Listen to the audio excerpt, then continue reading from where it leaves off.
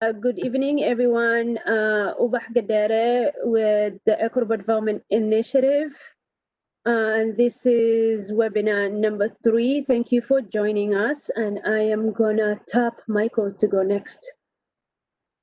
Sure, Michael Blumson, also with the Equitable Development Initiative, and slightly deranged button pusher. So I apologize in advance if the screen goes crazy. I'll fix it.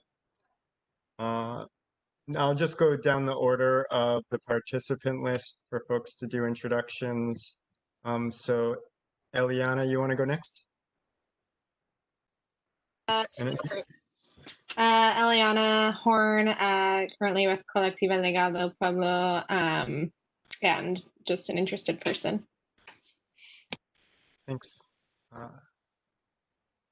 Emil, nice to see your name, and you want to go ahead?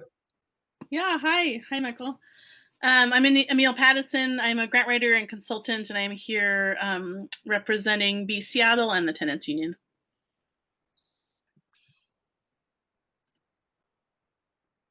Aaron, if you're on next.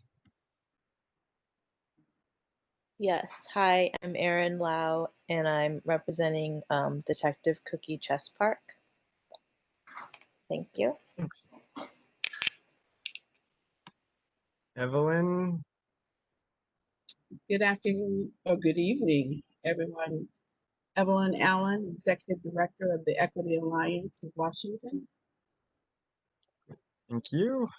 And Haley. Hi, I'm Haley, and I'm here representing Seed Arts. Great, thanks, welcome. And John? Yes, my name is John Rodriguez, and I'm representing the Dominican Association of Washington State here in Seattle. Great, thanks, welcome. And the last one is Lace-L. It's Lace Lawrence, and I am a grant writer with Sustainable Seattle and some of our fiscal sponsors through that program as well. Great, thanks everyone. All right, and Uba, that's it. Okay, thank you. We have about 90 minutes together, but basing on the presentations that we did the last few times, we might not be using the whole time. So we're going to be using this time together to talk a little bit about the EDI and the EDI fund background, and then what is available this year and how you can access that funding. Next, Michael. So the Equitable Development Initiative has 4 parts. It's about 4 years old, and it started with an equity analysis that accompanied the comprehensive plan update EIS that informed the growth strategy. And this was, I think, the first time in any major city where an equity analysis was a companion to the environmental impact statement. And this equity analysis kind of told the story of no matter which growth strategy the city was going to go with, there was going to be communities which were predominantly communities of color that were going to be impacted by displacement and low access to opportunity. And that analysis was followed by a partnership with Policy Link to have race and social equity goals and policies in the comprehensive plan. Every element of the comprehensive plan, from the housing to community involvement, had race and social equity goals that the city with the interdepartmental group supposed to advance. And after the equity analysis was done, an organized group, which I'm going to talk about later, called the Race and Social Equity Task Force, that Evelyn Allen was also part of. So I gotta, make sure that I give a shout out. Really played a huge role in advocating for and advancing and making sure the city came up with some strategies to mitigate displacement and increase access to opportunity, and they wanted to see real investments for like the next 5 years, not just wait for 2035. And that advocacy was successful in that the Equitable Development Fund was created to initially support 5 projects in Chinatown, Central area, and Rainier Beach and Othello. to advance community-driven projects. Next. So here's the origin story of EDI. Southcore, which is a coalition of about, at the time, 21 community organizations with a vision to be a community-controlled and inspired development, mostly in Rainier Valley, had this goal to infuse equity in the comprehensive plan, and then advocate for affordable housing and economic development strategies. And then the Race and Social Equity Task Force formed in 2015 across neighborhoods. They all recognize that they have the same issues as far as like their communities being impacted by displacement, and were organized separately, like Central Area, for example, the Black Community Impact Alliance, and Africa Town were already doing some kind of a Black 2035 comprehensive plan engagement for their communities. Chinatown was talking to their communities and figuring out, both Chinatown and Little Saigon, how they can mitigate and figure out that commercial displacement risk that their communities were facing. And then Southcore, specifically working in Rainier Beach, and Othello, again, was like really involved in both, you know, kind of coming up with strategies around community control development, as well as, you know, in advocating for the equity analysis, and just also part of the housing affordability and livability agenda. On my right, there is the Equitable Development Interim Advisory Board and the Fund Review Committee, because EDI is kind of a strong inside-outside strategy program that really is accountable to those communities that played a huge role in advocating for this group, for this fund and program and initiative, to ensuring that as we are putting together strategies, programs, and projects, that we are involving the most impacted in this decision, both in the decision making. So the advisory board and the review committee played a huge role in vetting the EDI RFP process, the guidelines. Some of them have played a role in putting together, like pretty much, being part of the review committee. So this is our fourth process, RFP process. The first one was not much of an involvement with the advisory board because it didn't exist. But like I said, Reset and Southcore played a huge role in advocating for 5 awesome projects to be funded. Next. So we are a values-based program. I think a lot of times with brick and mortar projects, folks focus on, you know, efficiency and outcomes, which is all important, but we are guided by kind of values that were co-created by the Interim Advisory Board and EDI staff and some other impacted interdepartmental staff. And we start with acknowledging historic injustices. We value efforts that are explicitly about addressing systemic racism and the institutional barriers that exist for the communities that we're working with. We value centering communities most impacted by displacement and growth, making sure that they're in the decision-making processes, especially as it relates to equitable development and community development, with clear accountability to these communities. We value and believe in community-driven strategies around community self-determination, influence, and leadership, and know that communities that we work with are resilient, resourceful, and are tapping into their own collective and cultural cornerstones. And also have a value around being a broad-based community development program that reflects the complexity of community needs, such as not focusing only on affordable housing, but making sure that we are collectively looking at economic development, cultural development, education, healthcare, food sovereignty, and using the EDI equity drivers as a framework to advance the work that we are doing.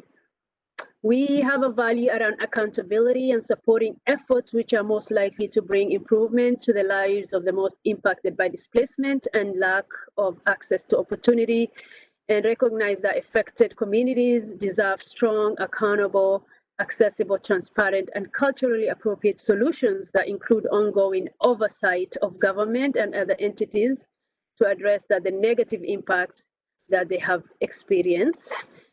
We have a value and support leverage efforts, community leveraging the resources and supporting the existing assets available to the low-income communities, which a lot of time we know that are not typically recognized or valued in community development processes. A lot of times we look at these neighborhoods from a deficit-based approach instead of really building on the local cultural assets of those communities and recognizing what they bring to the table, despite being, redlined or suffering from other racialized policies or widespread disinvestments that have really put them in those neighborhoods that right now have high risk of displacement and low access to opportunity.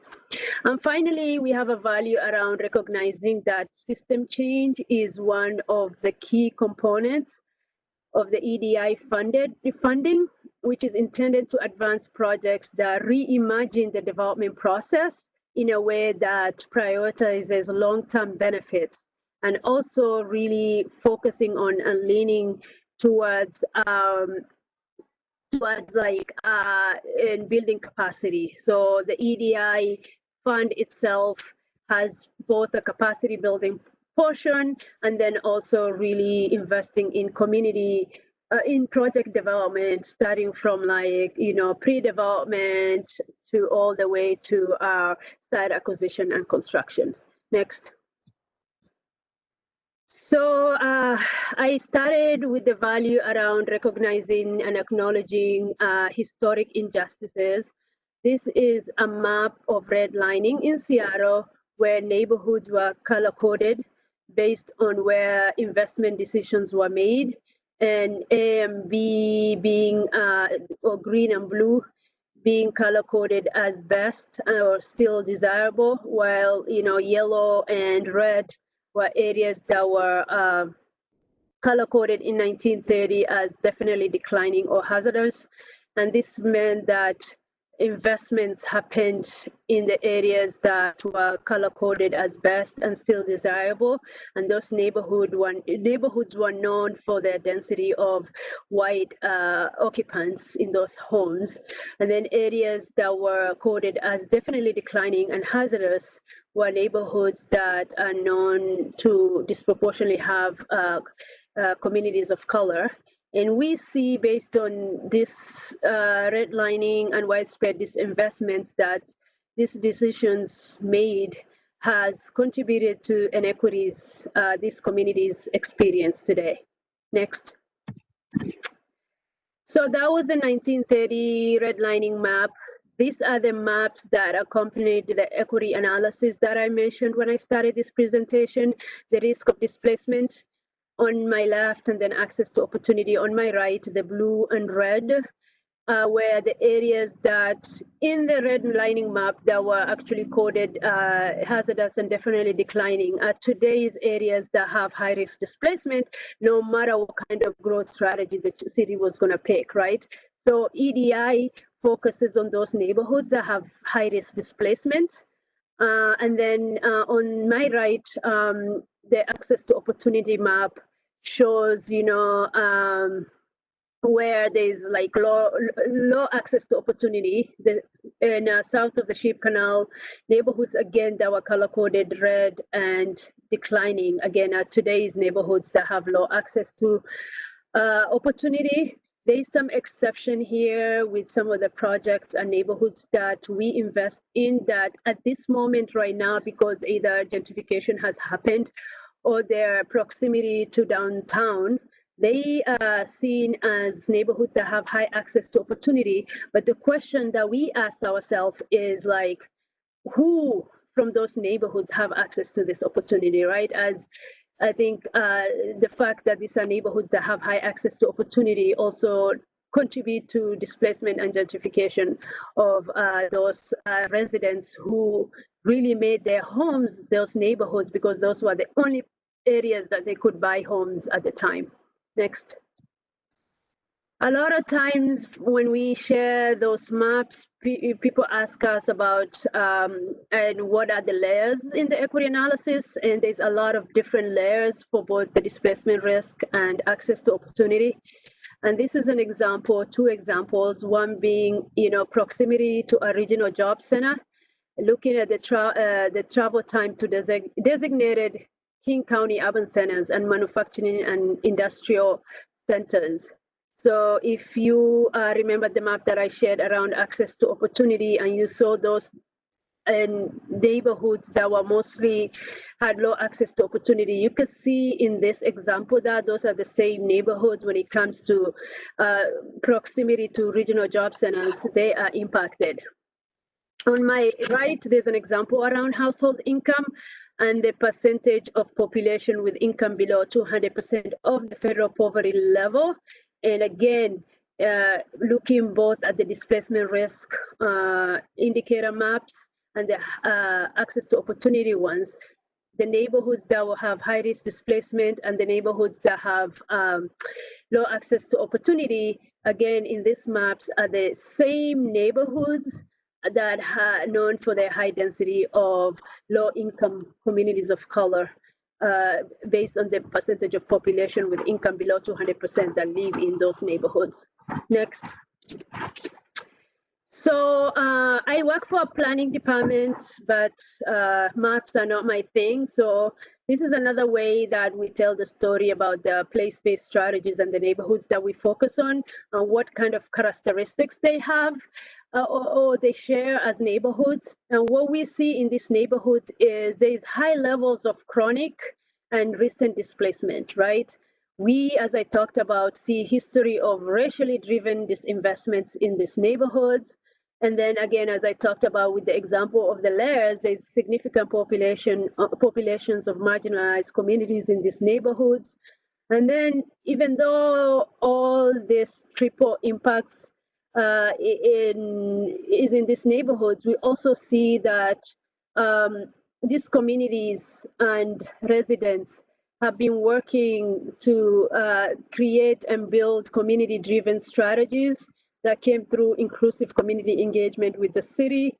And then everybody on this call knows that that area in Seattle got major transportation investments in the last 2 decades, but the question is who has benefited from those major transportation investments. So our place-based targeted strategies look at priority neighborhoods that have and share these characteristics. Next. So again, the Equitable Development Framework has the dual goal of mitigating displacement and increasing access to opportunity while building on the local cultural assets of those communities.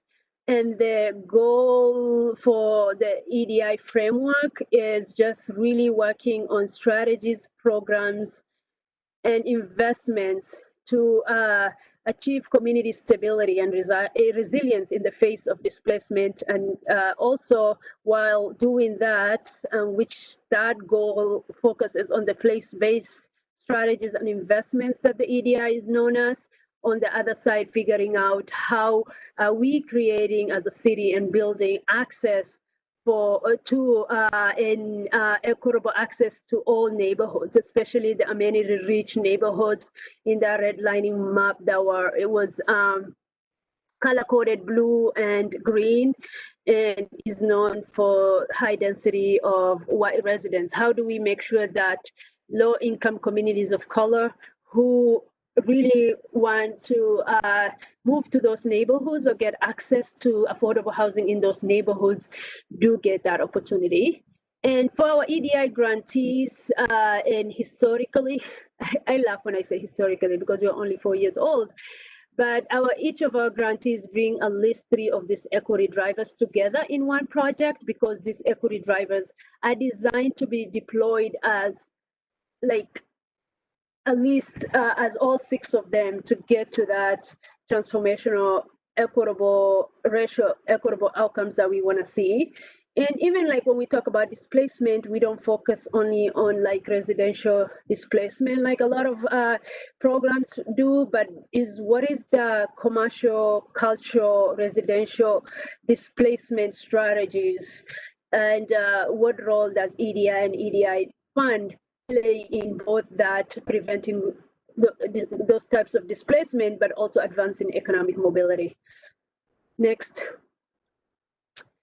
So, and then the other way that we look at the EDI theory of change is like shifting this language around helping community or helping others to really recognizing that solutions lie with these communities and working together and investing in these communities to ensure that they're co-creating and advancing the solutions that they've been working with as a group. Next. And this year we have about $5.8 million available for this fund. But one other thing around our theory of change that I want to share before I hand it back to Michael is like also we're changing the narrative around, you know, how as a city government are we not like focusing on managing risks, but how are we failing forward, being innovative and trying to ensure that we are working with the communities most impacted to create solutions that lead to concrete outcomes. So, Michael? Sure. So, transitioning a little bit now into the sort of mechanics of the RFP and the current funding round. What we constantly try to do with our RFPs is connect all of the history and background and values that Uba was talking about into a process of making decisions about how to deploy the funds available. And so whether it's a policy action or a funding action, EDI is always going to be driven by the things on the left that are sort of the core criteria, which is, investing in the high risk of displacement communities and the people who are most impacted by that, investing in the people and organizations who are most connected and have deep and authentic relationships with the work and the neighborhoods and the people that their project idea is trying to serve. And then, as she mentioned, how are multiple equity drivers being affected? And so, we're not trying to duplicate the work of other programs. We're really trying to look at this as how is the project meeting multiple needs or acknowledging multiple needs in community, and community being a complicated set of individuals being together in space and not functional institutions or silos. And so the equity drivers are one of the ways that we really look at how to break that out and have a conversation about what holistically the community needs are. Some of the other things that we always look at, and this is part of the equity lens, also is other criteria that may be adjusted depending on the RFP round. Geographic distributions, one of them that's fairly consistent in terms of making sure that we're a citywide program, and so that they're while we're trying to be targeted, there are communities all over the city that are experiencing these issues, and how do we have some balance around that? The unmet needs is sort of related to the equity drivers, but again, trying to prioritize areas where people are attempting to do work and not getting support from other places. And so how can our investments make the biggest difference or fill a need that there are no other resources for, as opposed to being duplicative or additive to something that's already happening. And then always sort of thinking about, and somewhat especially because we're within the realm of capital projects, especially we're a very small funding program, how are we engaging with our partners in a way that understands that each investment we make is a building block to the next thing. And so, you know, what is the work today going to do that helps the community in the future as well? So the RFP guidelines that are attached on the website have all of the different scoring, but we have two on here to sort of explain how the review committees are tasked with evaluating and sort of converting these values into decisions on which projects will get funded. And you know, one of the most important ones is for us is always going to be the depth of relationship, and that's, you know, who is this organization and how are they authentically the people to do the work in community? And, you know, this is intended to really help weed out organizations that sort of look around the city and they have this idea of something that they would love to do. And then they find a neighborhood and they're like, let's apply this solution over here.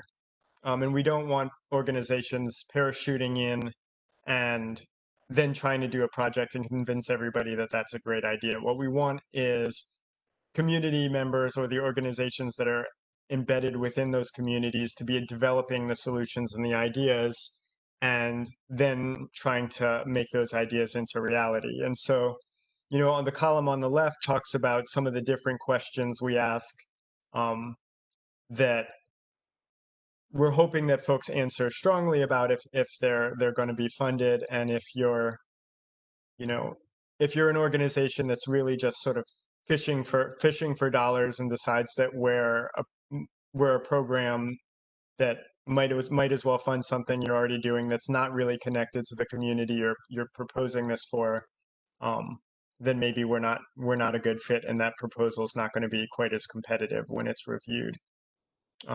Another example is the equity drivers, and again, the question here is how are multiple aspects of community needs being identified and discussed in terms of what the proposal is intending to do.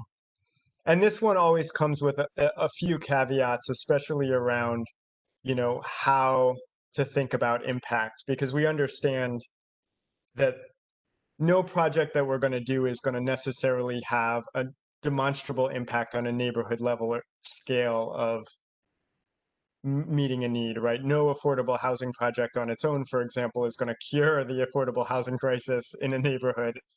And so, you know, what we're really looking at is is there a connection to actually improving the lives of folks? And is this, you know, a very theoretical thing, or is this something where there's mindfulness about, you know, this investment is really intended to bring aid to folks or to work on the healing and the damage that's been done to community through all of the racist practices in Seattle's history. And so if it's not focused on some of that, then that may not be as strong an application as one that really has that mindfulness about it. And then you'll see in the RFP, we only included two examples here, but in the RFP, you'll see all of the sort of major criteria and similar sort of strong and weak questions that are useful for you all to think about in terms of how you're writing. And these are also the things that the review committee will be wrestling with as they try to evaluate the proposals when they come in. So the overall history of the EDI has been slowly building over time. So as Uba mentioned, with the advocacy of our Sept, the original funding came from a one-time funding of the Civic Square, which is surplus property right in downtown near the Pioneer Square light rail station. And that funding was deployed through 2017 and 2018 in our first two funding rounds. We typically get a little bit of money from the Community Development Block Grant, which is a federal program, which is almost impossible for anybody to use because it's a federal program. So we've always been pretty flexible about whether or not it applies in an RFP or not, because if you're not careful, you can give somebody $430,000 and cost them $600.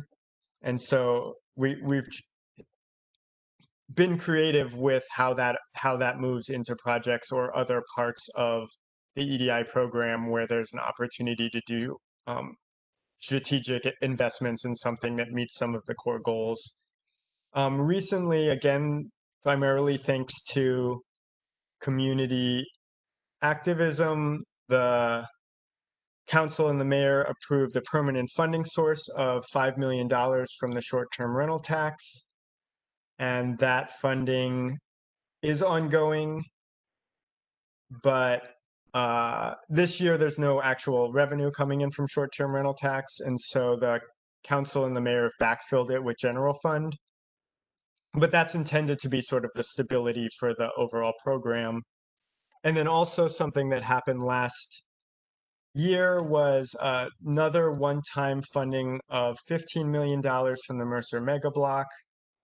This money, when we proposed, we asked for was funding specifically around helping with land acquisition, because what we were finding was we were doing RFP rounds and we were getting these great project ideas for real estate projects in, and the amount we were awarding was nowhere near enough to actually acquire sites to do those projects. And so we needed some extra money to get the existing projects over the hump and secure site control. And so the one public example we've had of that recently was the recent award of funding for the Rainier Beach Action Coalition to acquire their site down near the Rainier Beach Light Rail Station. And that's been a project that's gotten so many near misses over the last so many years getting site control. And so we've created that pot of money specifically to stop being in that cart and horse problem. This year's RFP is going to be a little different. And the reason is, in February, when COVID started to hit, we started asking a lot of questions about how could we be more responsive to the needs of community, given that we're going to be in a pretty serious pandemic for quite some time.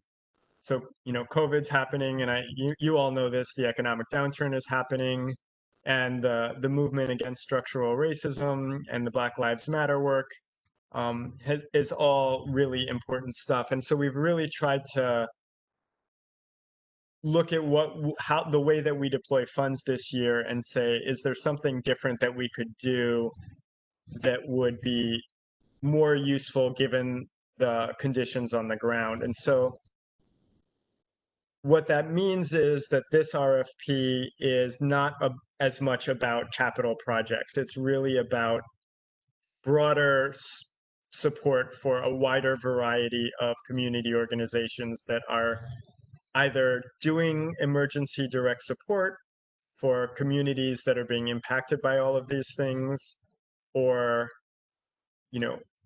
elevating and supporting the voices that are leading these conversations in community, and also trying to be mindful of the fact that in 2008 through 2010 there was a downturn, and then a lot of stimulus money started to flow, and one of the major criteria of that money when it started to reach the ground was, are these projects shovel ready?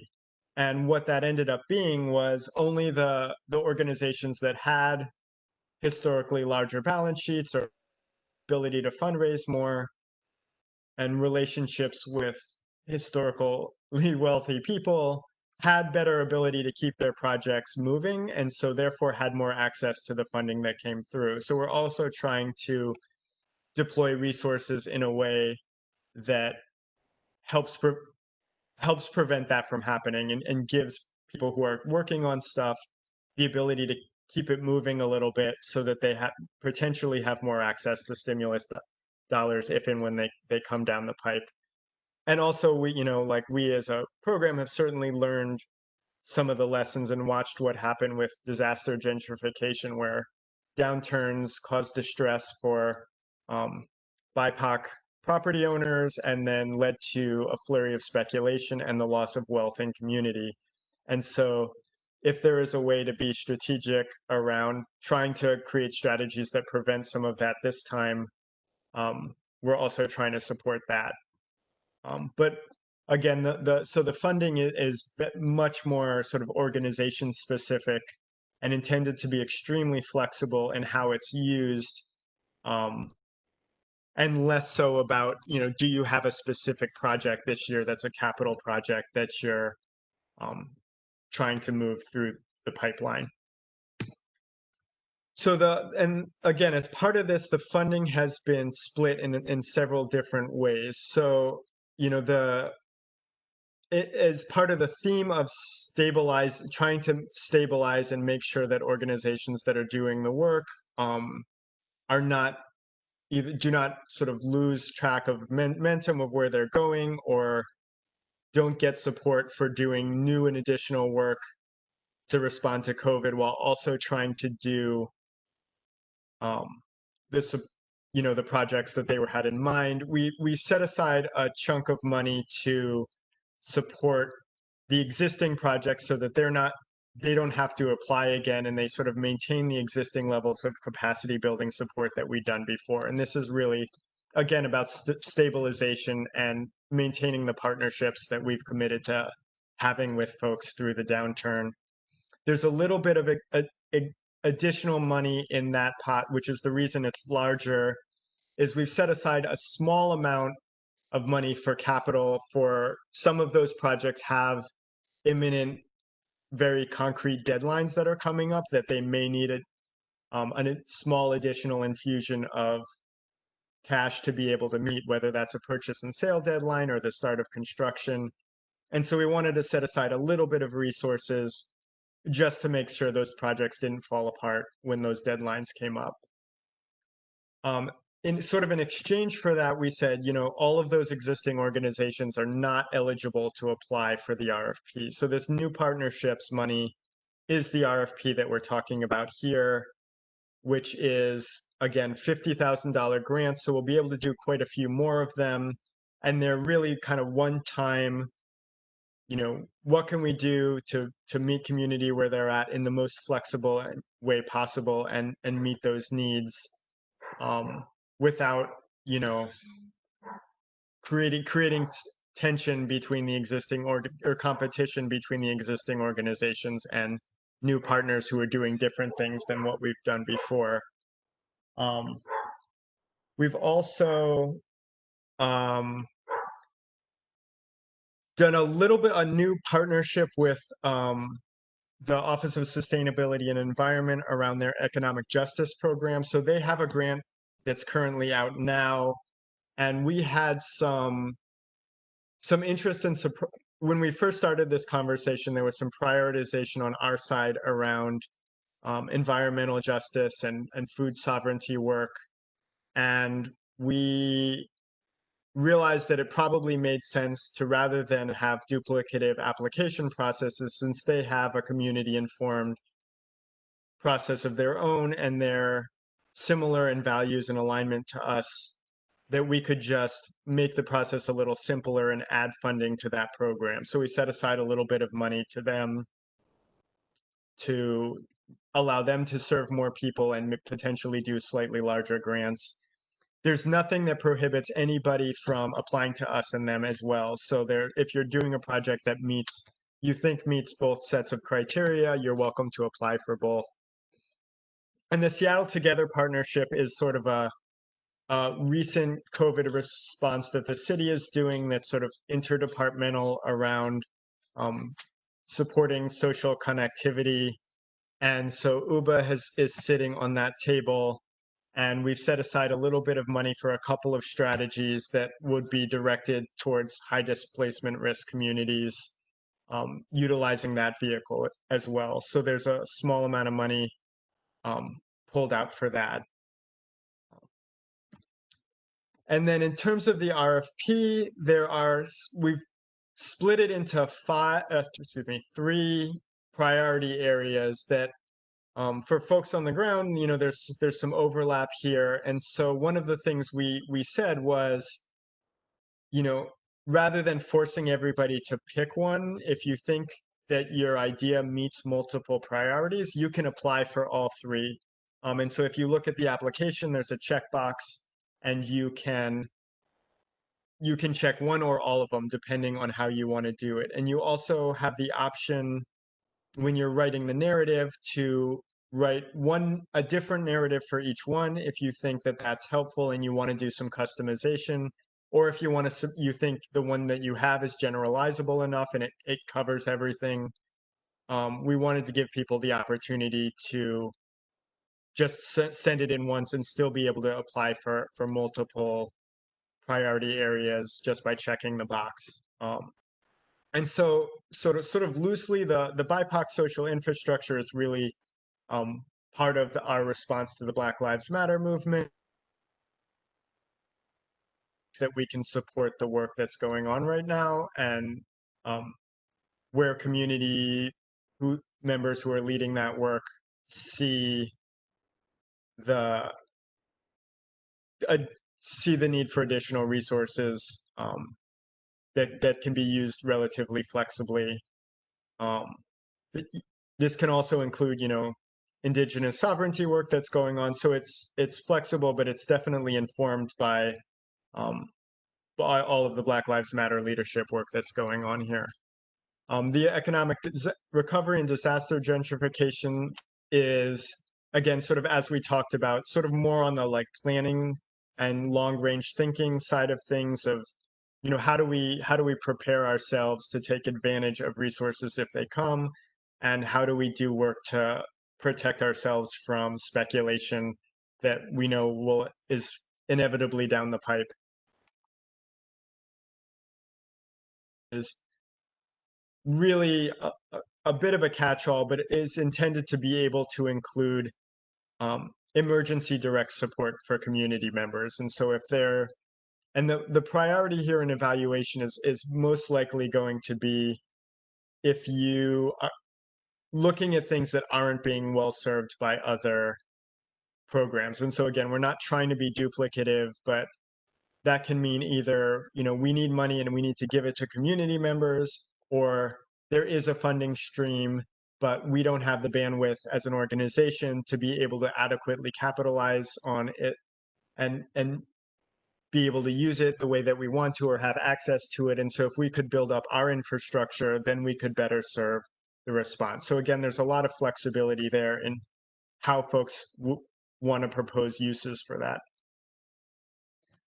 For the timeline, we're right in the thick of things. And again, we're the city, so fast is a relative term, but we've scrunched this down as much as we could to try to get dollars out. It took us a while to get authorization to release the RFP, given all of the budget trouble and recalculations that folks had to do internally.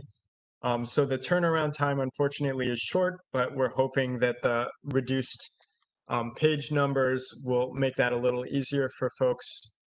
But the applications are due on the 23rd. This is obviously the third of 4 outreach meetings. We've set the one on the 17th a little farther back, with the idea that we could have a session when people are a little farther along in the writing. And that way, if questions come up or something that sort of seemed pretty clear when we were explaining it, or when it was, you first read through everything, but as you're writing things, other questions came up, that this might be an opportunity to answer them. We're also available to answer questions if you email them to us, or we're all working from home, so email is better, and then we can arrange a call if it's necessary to go through more specific things. Somewhere in early October through mid-October, we'll have the review committee meet.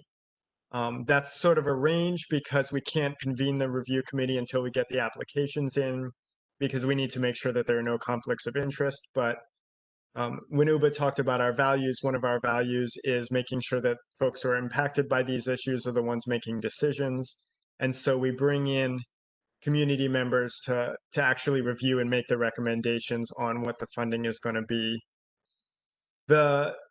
This year, we have a sort of 2-step process for this. So each priority area will have its initial review, and we'll try to have community members who are sort of quote unquote content experts on any particular area look at each priority area, and then a final conversation with all of those groups together in one room. And part of that is to allow folks to apply for multiple areas, but also allow us to, as a program and as a larger community, to look and say, you know, are we covering all of the things that we need to be covering, and or are we leaving folks who behind in this funding stream who, you know, maybe, you know, the written word isn't the way that folks want to communicate, or maybe the way that the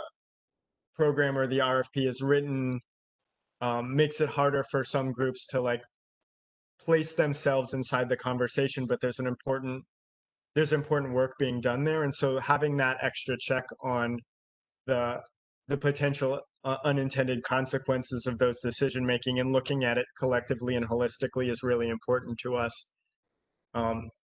Sort of as an example, you know, we have a displacement risk map that's sort of built around the idea of redlining, but if you look at the indigenous community, their perspective on that displacement map would be that the entire city of Seattle is deep red.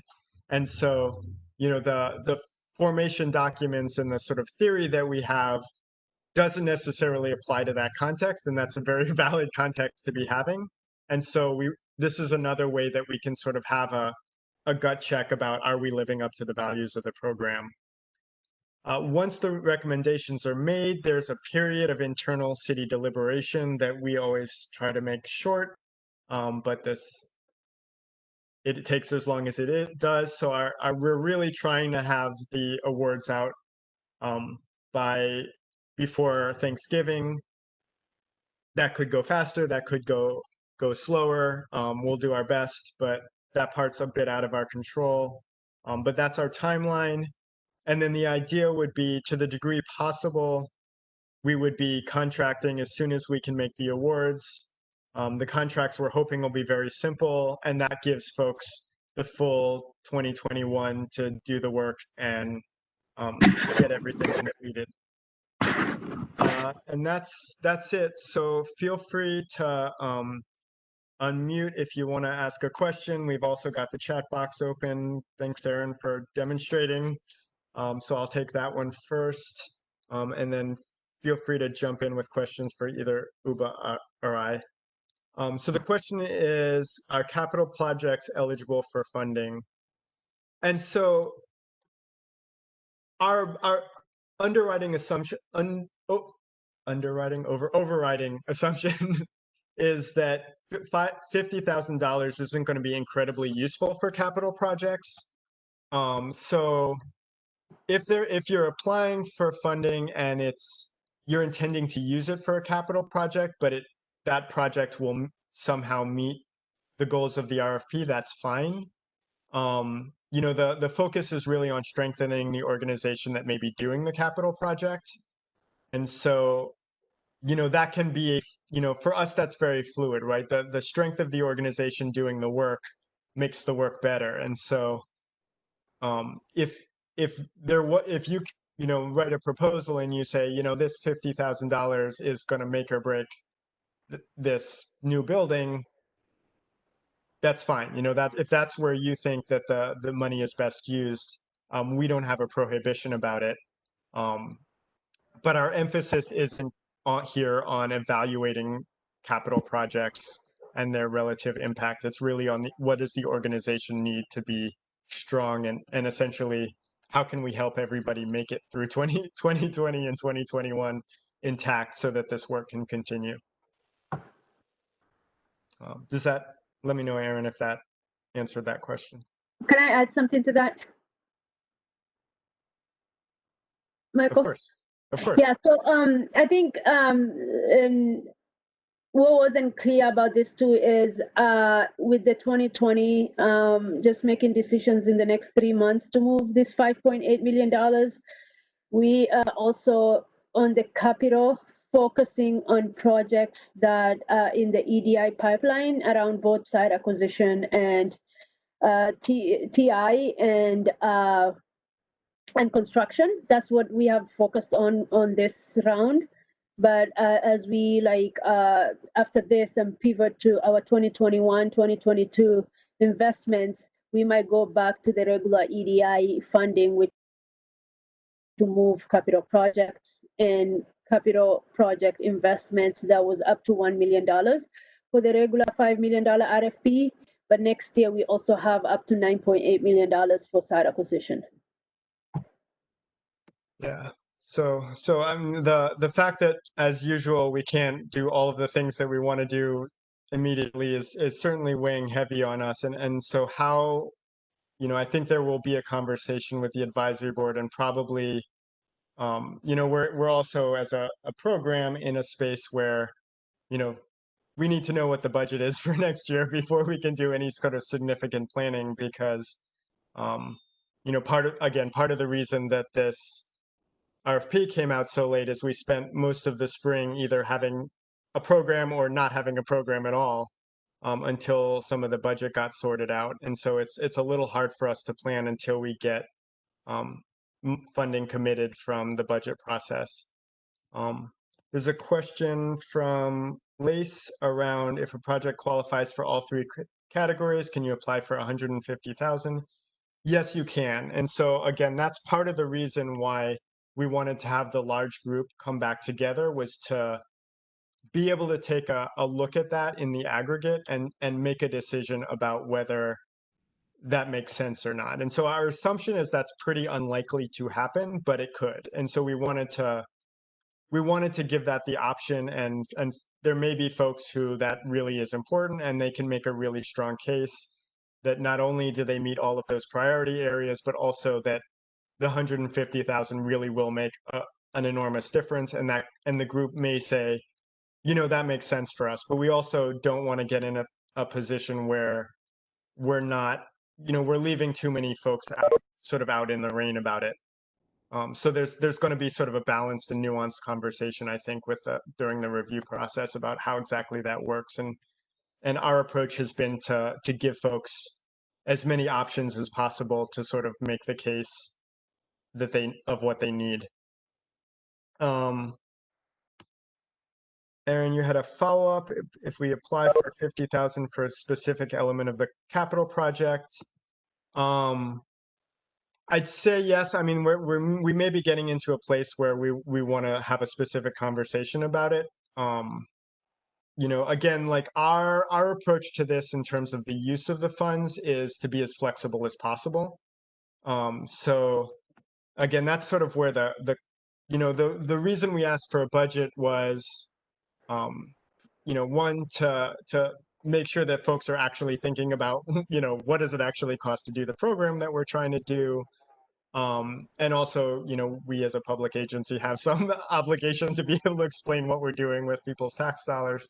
So we needed to cover that as well. But our hope is really that this is, in terms of how we contract with this, this is as low barrier as we're going to make this as low barrier in the contracting process as we possibly can. And so we're, programmatically, we don't have any sort of perspective on what you're using. The task for you will be sort of making the case in the narrative that says, this is why this is the most important thing that we could be doing with the money, or this is how this funding in this way does the most good for what we're trying to accomplish.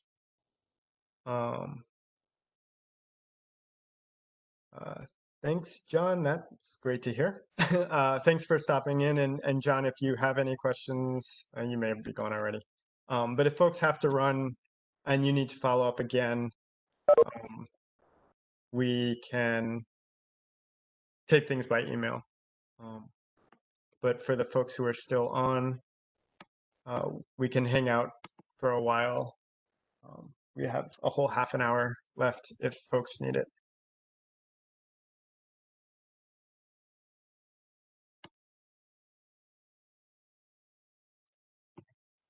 Or we can just go through the whole slide deck again if you want us to do that too, but I wouldn't necessarily recommend it.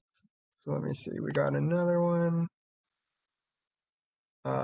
Evelyn, if I understand correctly, there's a review group for each area. Yeah, so, I don't know that we'll necessarily have scores per se in the way that that interacts. I think what we'll have is, the recommendations from the subgroups, and then the main group is really they're sort of looking at the totality of what's been recommended. We've not done this process before, so this is a bit of an experiment on our end too about exactly how that conversation is going to go. And so there will be some element of, I think, deferral to the content experts on any given area, and that the final conversation will be a little bit more about, that one last check on being consistent with EDI values as we've sort of articulated them. And so that's has historically been a pretty complicated and nuanced conversation, especially because that's sort of the point where you're having a conversation about a bunch of really amazing people doing really amazing stuff. And that's where it tends to get pretty hard. So, there's not great guidance that we can give folks on exactly what that's going to be, beyond sort of saying that's the charge of what the review committee is going to be asked to look at is, are we doing something that is directly, are we about to make awards that are directly contrary to the values that we as a program have articulated? And are we able to explain and feel like what the funding that we've released shows that we're accountable to what community members have asked us to do when the program was set up? All right.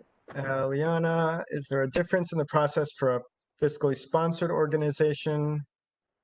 Will a host organization be valued, or the fiscally sponsored organization? So we've dropped the requirement for 501c3s after the first competitive RFP we did. And part of that was sort of the realization that if we were serious about building community wealth, then having requirements that people never accumulate any wealth by being nonprofits was a problematic to some of the approach we had. And also that as we got into contracting, things were getting really complicated and expensive to work out issues with project partners and fiscal sponsors.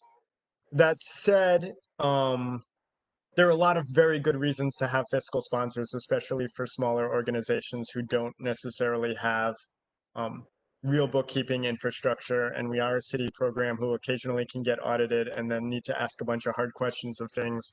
So, there has to be a legal entity for us to contract with. So that has to be in place. The contract then can be either with the host organization if they're registered with Washington State, or with a fiscal sponsor. And then we have done contracts either way, where both the fiscal sponsor and the host organization are signatories, and we've done other ones where the fiscal sponsor is the only signatory, because really that's who if something goes wrong, that's who the city is going to be having a conversation with, because they're the ones who are directly receiving the funds. We also historically have not wanted to get involved in the relationship between a fiscal sponsor and their partner organization. So it's really, our take has increasingly become, do what makes the most sense for you. And as long as there's an entity that is comfortable doing the work and doing the books, and being able to show, yes, we received the money and we put it out in the way that we said we were going to, if questions come up, we're probably going to be okay with that. So Eliana, in short, as far as evaluation is concerned, there's no difference between evaluating a fiscally sponsored organization or the host organization. What Michael has responded to is, once the project is predetermined or recommended to be funded, then you can talk about the mechanics of who to contract with and all that. But based on your question, there's no difference in the criteria that Michael had shared on how those either fiscally sponsored or an organization that has its own 501c3 is evaluated. Thanks, Uba. Yeah, I just had a 2-hour conversation today with a bunch of lawyers about how to do something like this. So I'm like, you might have hit a trigger point with that that question with me. I'm like, oh my gosh, it's so complicated. But yes, it's for the application, it's very easy. So thanks.